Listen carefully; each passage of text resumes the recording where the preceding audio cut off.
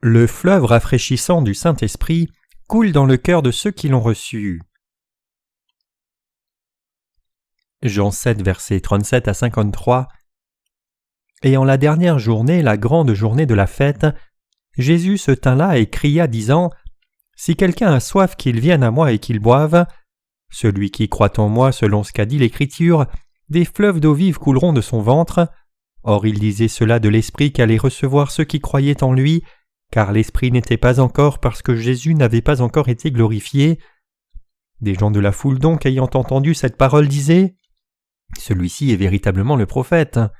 D'autres disaient : Celui-ci est le Christ.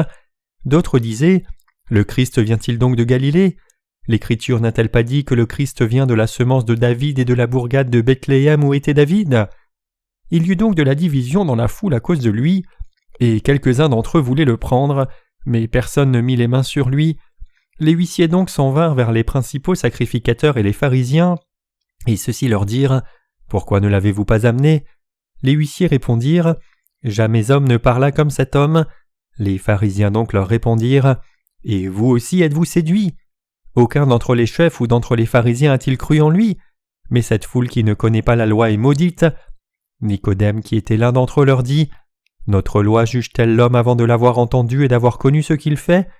Ils répondirent et lui dirent : Et toi, es-tu aussi de Galilée ? Enquiers-toi et vois qu'un prophète n'a pas suscité de Galilée. Et chacun s'en alla dans sa maison.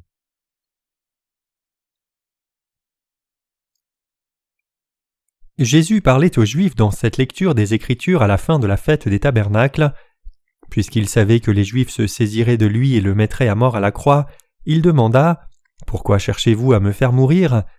À cela ils répondirent : Es-tu fou ? Tu as sûrement un démon, qui cherche réellement à te tuer ? Ils ne savaient même pas à ce point que Jésus était leur Rédempteur. Jésus leur a parlé de nouveau : Je serai avec vous encore un peu de temps, puis j'irai vers celui qui m'a envoyé. Vous me chercherez et vous ne me trouverez point, et là où je vais, vous ne pouvez y venir. Mais les Juifs ne pouvaient pas comprendre ce que ces paroles signifiaient, ou qui était en fait ce Jésus. Jésus se tint là et cria, disant : Si quelqu'un a soif, qu'il vienne à moi et qu'il boive. Celui qui croit en moi, selon ce qu'a dit l'Écriture, des fleuves d'eau vive couleront de son ventre. Or il disait cela de l'Esprit qu'allait recevoir ceux qui croiraient en lui. Il est dit ici : Des fleuves d'eau vive couleront de son sein. Que signifient ces paroles ? Avez-vous peut-être expérimenté des fleuves d'eau vive couler dans vos cœurs auparavant ? Puisque l'évangile de l'eau et de l'Esprit de Dieu agit seulement dans les gens qui y croient, il n'agit absolument pas par les atmosphères fanatiques dans les grandes églises ou missions d'évangélisation, ou des gens qui ont une foi dénominationnelle qui ne sont pas non plus capables d'expérimenter le flot de ces fleuves. En vérité, ceux qui croient dans l'évangile de l'eau et de l'Esprit sont réellement en petit nombre, mais si vous regardez de près à l'église où les gens qui croient dans l'évangile de l'eau et de l'Esprit se réunissent, ces grands courants d'eau vive coulent librement là, et la force de ce courant, c'est la vraie foi dans l'évangile de l'eau et de l'Esprit. Si votre foi n'est pas née de l'évangile de l'eau et de l'Esprit, il sera difficile à ce monde d'obtenir le salut du péché. Quand je dis aux gens comment Dieu nous a aidés dans l'œuvre de la mission mondiale, il y aura toujours des gens qui disent « Bien, quoi qu'il en soit, soit !» Mais vous devez tenir ferme par la foi dans l'évangile de l'eau et de l'Esprit et prêcher l'évangile du début jusqu'à la fin. Vous et moi devons suivre le Seigneur avec foi dans l'évangile de l'eau et de l'Esprit. Si vous n'avez pas les yeux de la foi, les œuvres de Dieu auront l'air que de choses absurdes pour vous.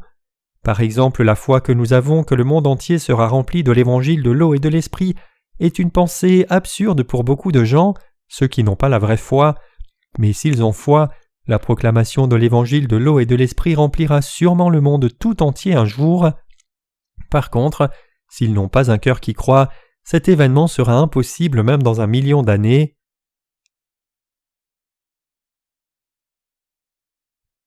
Des fleuves d'eau vive couleront dans nos cœurs quand nous croyons en l'évangile de l'eau et de l'Esprit. La question, c'est de savoir si vous avez expérimenté les fleuves d'eau vive couler dans votre cœur par votre foi dans l'évangile de l'eau et de l'Esprit ou non. Les gens qui croient dans l'évangile de l'eau et de l'Esprit ont tous expérimenté ceci. Nous adorons tous, écoutons des sermons, écoutons les témoignages de nos frères et sœurs et chantons des louanges, mais nous n'avons pas tous expérimenté les fleuves de l'Esprit. Je sens les fleuves de l'Esprit couler toujours dans et de mon cœur depuis que j'ai cru dans l'évangile de l'eau et de l'Esprit, quand j'ai rencontré le Seigneur la première fois. Quand je suis au repos, ce fleuve continue de couler et rafraîchit mon cœur. Le fleuve spirituel, le fleuve de l'Esprit, coule continuellement dans mon cœur. Peu importe quelle frustration ou problème, le flot coulera toujours dans mon cœur et sera paisible. Mon cœur qui n'était pas bon précédemment est transformé, rafraîchi et heureux. J'expérimente fréquemment le flot du fleuve de l'Esprit dans mon cœur. Vous devez savoir cela. Avant que j'aie rencontré le Seigneur par l'évangile de l'eau et l'Esprit, mon cœur était comme un désert aride. Il était toujours chargé, et ce poids ne disparaissait pas même pendant les temps de louange. Peu importe combien j'avais soif des choses spirituelles du Seigneur, c'était pareil. C'est pour cela que je comprends pleinement les gens qui appellent et crient fanatiquement le nom du Seigneur lorsqu'ils essayent de s'approcher de Dieu. C'est parce qu'ils ont un fort désir d'obtenir un plein d'émotions, parce que le fleuve de l'Esprit ne coule pas dans leur cœur, et en conséquence ils n'ont pas de rafraîchissement, et ils sont vraiment chargés. Donc ils crient fort « Seigneur » 3 fois, et prient en langue avec les mains levées. Quand j'avais précédemment faim et soif dans mon cœur, je me comportais aussi comme eux. Quand j'ai finalement rencontré le Seigneur et reçu la rémission des péchés par l'évangile de l'eau et de l'Esprit, j'ai cru que les péchés de mon cœur étaient totalement éliminés, et à cause de cela j'ai commencé à croire dans l'évangile de l'eau et de l'Esprit. Je suis devenu un enfant de Dieu sans péché et un ouvrier juste. Alors que je vivais ma foi et diffusais l'évangile de l'eau et de l'Esprit, j'ai pu sentir le fleuve de l'Esprit couler dans mon cœur. Même quand je faisais quelque chose d'autre que les œuvres spirituelles, le fleuve rafraîchissant de l'Esprit que les autres gens ne connaissaient pas coulait dans mon cœur. J'ai alors pensé « Oh, donc c'est le phénomène qui arrive seulement aux gens qui croient dans l'évangile de l'eau et l'Esprit ?» Après avoir expérimenté le fleuve de l'Esprit de cette façon, ma faim et soif spirituelle ont disparu car j'étais maintenant comblé. Le phénomène d'être comme des eaux séchées à cause du péché, qui était toujours dans mon cœur et me frustrait et me mettait mal à l'aise, était maintenant parti. Si je compare mon cœur avant que je ne sois vraiment né de nouveau avec mon cœur maintenant, je peux voir la grande différence. Tout comme le Seigneur le dit, « Si quelqu'un a soif, qu'il vienne à moi et qu'il boive. Celui qui croit en moi, selon ce qu'a dit l'Écriture, des fleuves d'eau vive couleront de son ventre. » Cela parle clairement de la condition du cœur des gens qui ont reçu l'Esprit. Cela signifie que si une personne croit au Seigneur qui est venu par l'évangile de l'eau et de l'Esprit, il recevra la rémission des péchés et le fleuve de l'Esprit coulera dans son cœur parce que le Saint-Esprit demeure là désormais. C'est pour cela que les cœurs sont rafraîchis et la faim et soif permanente ont disparu. Le phénomène de cette faim et soif rend le cœur sec et frustré à perpétuité. Même si nos cœurs peuvent être chargés quelquefois, nos âmes ne le peuvent pas. Je ne suis pas le seul qui croit dans l'évangile de l'eau et l'Esprit. Tous ceux qui croient comme cela expérimenteront ceci. J'édite habituellement mes sermons en coréen puis les transmets à mes collègues pour les traduire en anglais. Il y a beaucoup de travail que je dois relire, et même si je relis 10 fois, je n'expérimente pas de poids parce que le fleuve rafraîchissant de l'Esprit coule toujours dans mon cœur. Même si cela devient difficile physiquement, je dois être abondamment béni parce que mon cœur est rafraîchi et le Seigneur me conduit à me consacrer aux œuvres de la justice de Dieu. Mes collègues qui m'assistent avec ce ministère de la littérature ont dit combien ils étaient épuisés de la tâche de relecture, mais s'ils réalisent que ces œuvres font que le fleuve de l'Esprit coule dans le cœur des gens, ils viendront à réaliser que les difficultés physiques ne comptent pas. Même si vous lisez seulement attentivement un de nos livres, vous expérimenterez que l'Esprit coule dans votre cœur, n'est-ce pas? Peu importe combien de fois quelqu'un lit les livres du monde, il n'y aura pas de réponse et leur tête sera seulement plus confuse. Mais si vous lisiez un seul de nos livres, cela deviendra « Amen » dans votre cœur, vous vous sentirez rafraîchi, et votre pensée qui était confuse deviendra droite. Il y a certains frères et sœurs parmi nos ouvriers qui n'ont pas le temps de lire ces livres, et font seulement des choses comme briller comme des boutons ornementaux, mais malgré cela ces ouvriers font aussi une œuvre merveilleuse et bénie. Je dois aussi relire, je lis une grande quantité de documents, et à chaque fois que je le fais, mon cœur se sent mieux, et j'expérimente la plénitude du Saint-Esprit. Naturellement, c'est physiquement difficile par moments, mais je pense que j'ai passé la limite de ma force, et donc le Seigneur me donne de nouvelles forces dans mon cœur, et m'aide à ce que les fleuves rafraîchissants y coulent. La faim et la soif seront votre part si vous poursuivez les désirs de votre chair. Avant que le Seigneur ne soit mort à la croix, ressuscité et monté au ciel, il nous parle à ce sujet. Celui qui croit en moi selon ce qu'a dit l'Écriture, des fleuves d'eau vive couleront de son ventre. Cela signifie que si une personne croit au Seigneur, son cœur sera rafraîchi. Cela signifie qu'ils ne seront plus frustrés dans la faim et soif spirituelle. Ne vous êtes pas non plus senti frustré et mal à l'aise parce que votre cœur était dans un état de faim et soif? Par exemple, nous pouvons classer les justes qui ont reçu la rémission des péchés en deux groupes. Un groupe suit encore la chair même si l'esprit est dans leur cœur, alors que l'autre groupe cherche l'esprit et le suit. Nous devons savoir que la faim et soif spirituelle viendront certainement vers nous si nous cherchons les pensées de la chair. Par contre, de l'eau vive rafraîchissante coulera toujours dans le cœur de ceux qui cherchent l'esprit. Il n'y a pas une seule fois depuis que j'ai rencontré le Seigneur où j'ai été dans la faim et la soif.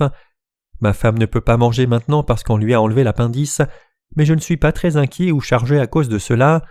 Bien sûr, il y aura des temps où nous tomberons dans les inquiétudes de la chair, mais puisque le Seigneur est devenu notre berger, il nous donnera la force et nous conduira sur la bonne voie. J'aurai la capacité maintenant de toujours me contrôler.